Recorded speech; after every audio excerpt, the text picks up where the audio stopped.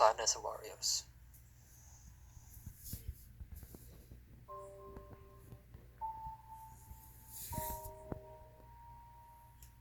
Rosalina, queen of the cosmos, always watching over the universe where the Mushroom Kingdom is located. But this is not the only universe in existence. Universes exist in an infinite amount, all coexisting in perfect balance. Thus, the Mushroom Kingdom exists in many variations, similar yet different, in parallel universes. In one of these many universes, however, something was about to go very wrong. In this reality, Wario and Waluigi had recently opened up their own cafe, known simply as Wario's. They had a small budget, so the cafe was pretty small, but everything was going the right way. Wario sat night guard during the first week, but luckily no intruders came along. It did not take long before the amount of customers grew rapidly due to a special hamburger recipe Wario and Waluigi used, and the two of them grew fairly rich. A couple of years passed, and they eventually decided to close off Wario's cafe, and instead use all of the money to build Wario's dream, a massive fast food factory. They built it in a very old area, where the remains of some really old buildings still could be seen. The factory was built on top of these ruins, as no one was using the spot anyway. However, they quickly figured out that it was too much work for both of them, running a big factory all by themselves, so they hired Mario and Luigi, and even the princess came by now and then to check on how things were going, before she eventually started to work there herself from time to time. Still, Wario realized that they slowly went corrupt. The factory didn't get him nearly as much income as he had thought. Then one evening, as he was about to close off the factory for the day, he saw something old sticking out of the dirt just outside the front door. It was a book, an ancient book from the 14th century.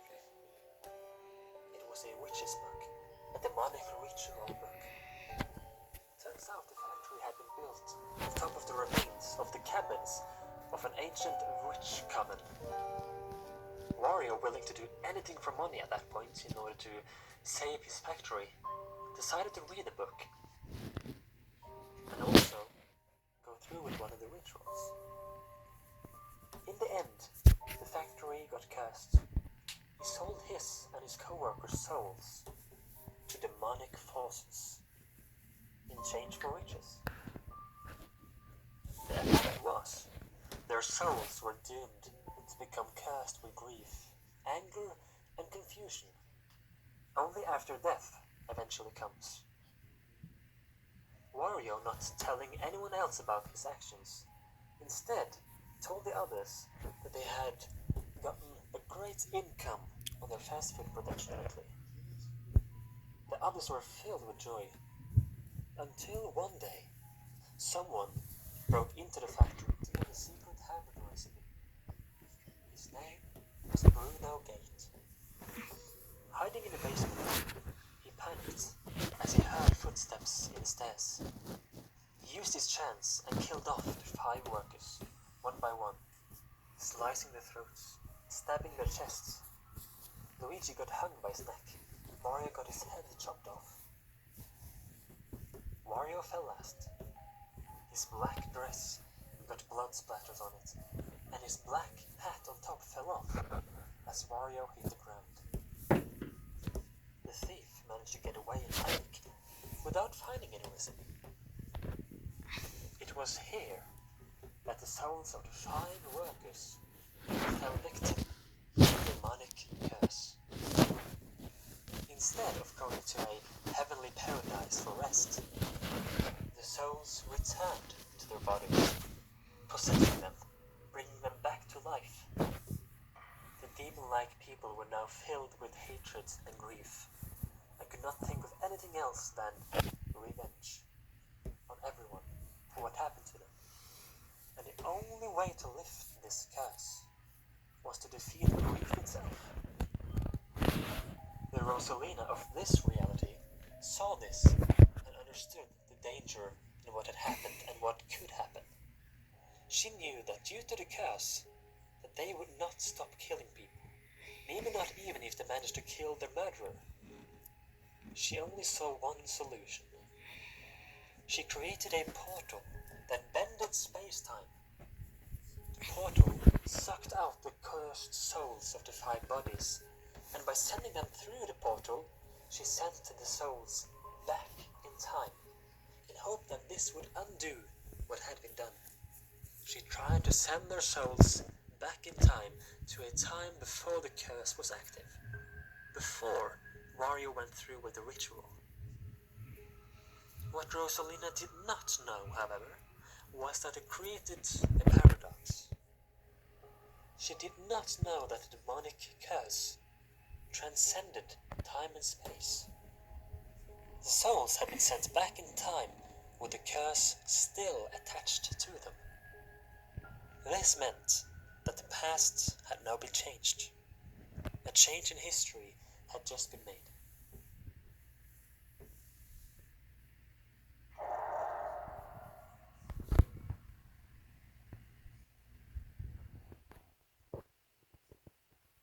The cursed souls were sent back to early 1988. Back to Wario and Waluigi's first cafe.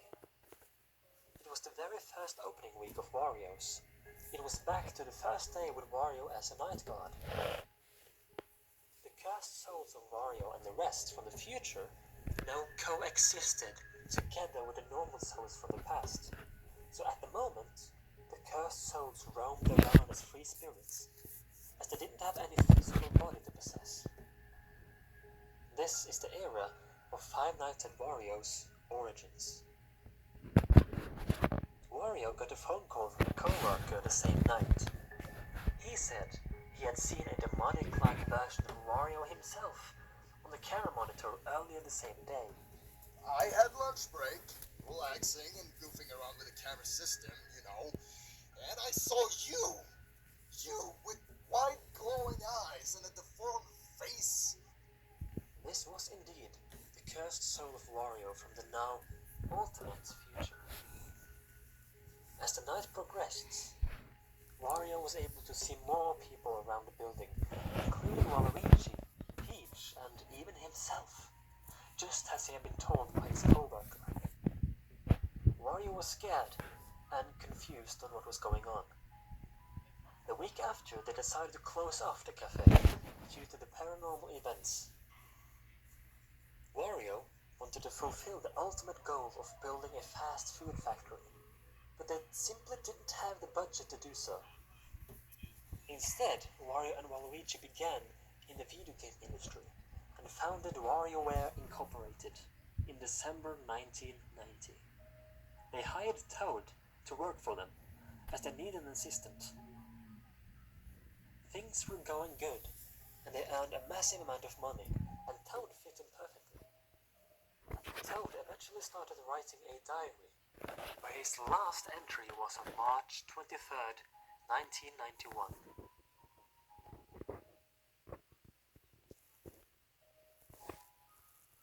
Bowser had been lurking around the business for days, and Toad was scared, so he hid inside a cabinet in the tool storage of the building very often.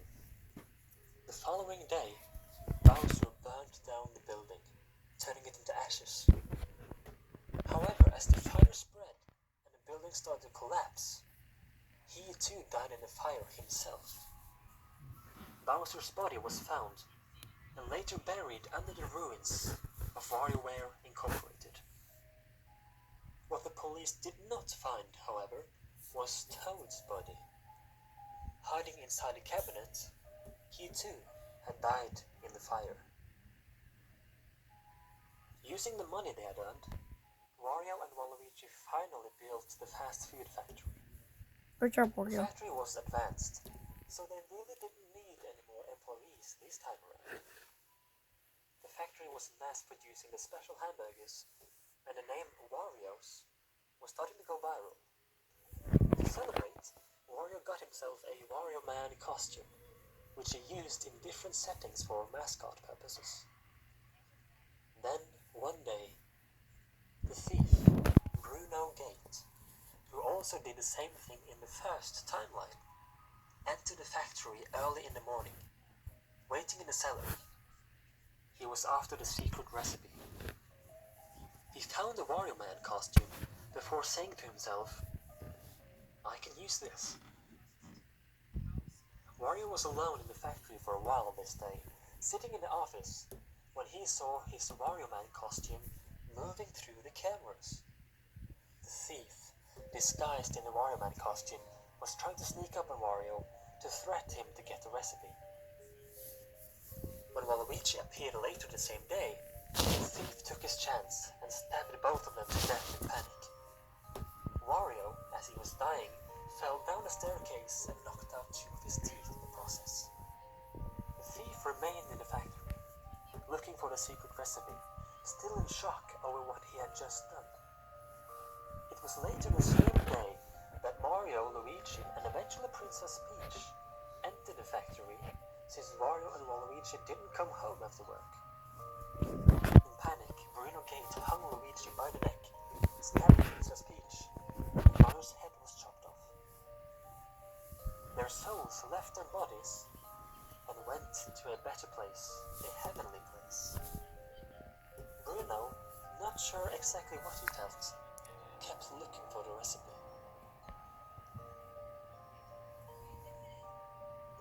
However, the cursed souls of the 5 had followed them throughout the years, after being sent back in time from their original timeline, and after haunting the first Wario's Cafe.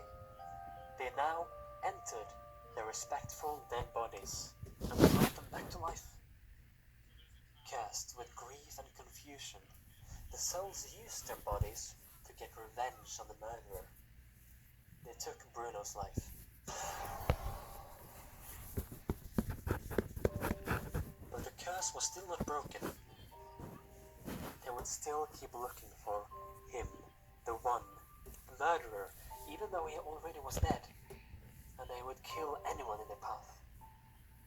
They remained in the factory, waiting for someone to open the doors and come inside. And they would wait for years. The normal souls of Mario, Wario, Luigi, Waluigi, and Princess Peach reached a paradise of peace. The soul of Bruno, the murderer, however, could not rest in peace. He had a guilt he could not rest with, but he couldn't understand it yet. Because of this, he too remained in the factory, together with the cursed spirits of the original 5. Only he remained in spirit form, before eventually possessing his dead body inside the Wario Man costume. The factory was quickly shut down and closed off. People passing by would sometimes see faces in windows, and others would get an unpleasant feeling running down their spine. Some claimed the factory was haunted or even cursed.